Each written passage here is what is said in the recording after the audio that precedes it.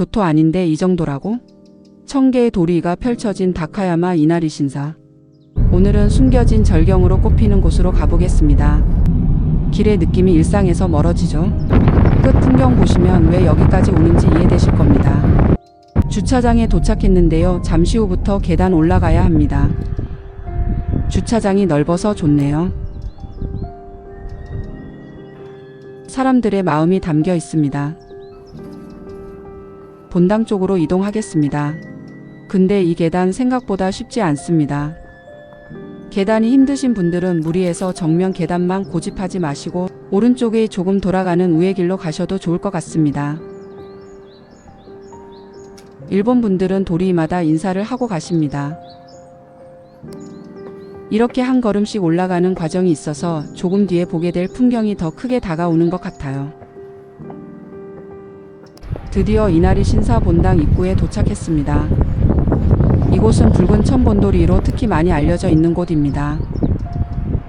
실제로 와보니 단순히 사진 찍는 스팟 느낌보다는 정말 조용하고 마음이 차분해지는 분위기가 있더라고요.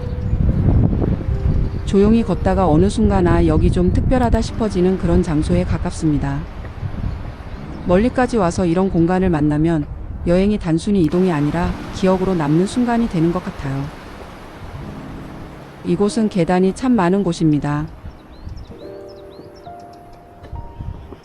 많이들 보러 오는 그 풍경, 이제 천본도리 쪽으로 가보겠습니다.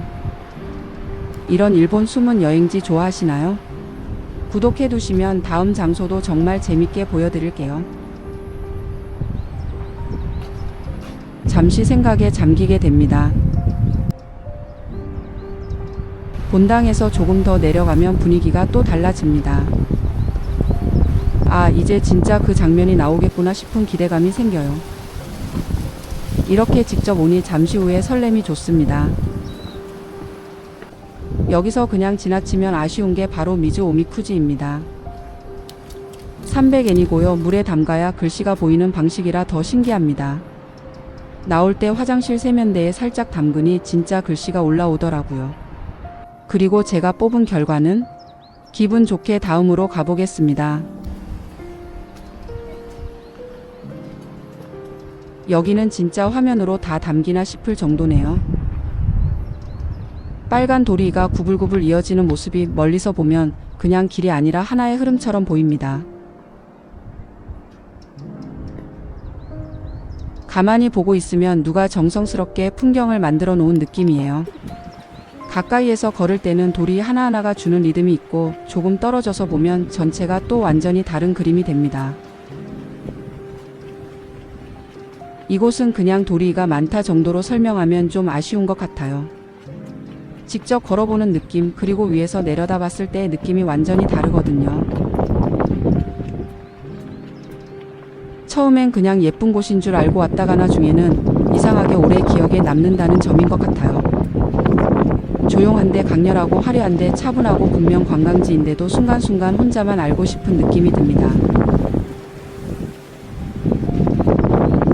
특히 전망 쪽으로 올라와서 내려다보면 왜 다들 여기 사진을 꼭 남기는지 바로 이해가 됩니다.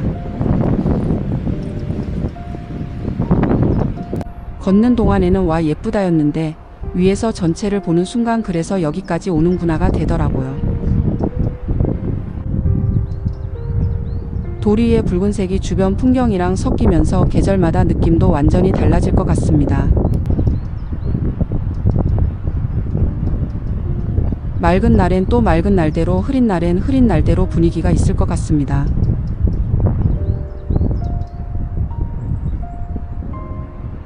이런 곳은 사실 설명보다 직접 한번 천천히 보는 게 제일 좋은 것 같아요.